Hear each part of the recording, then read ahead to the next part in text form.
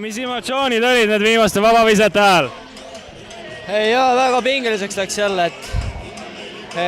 aga suutsime lõpuni võidelda ja külma närvi säilitada lõpus, et väga hea meel on selle üle, et lõpuni suutsime võidelda.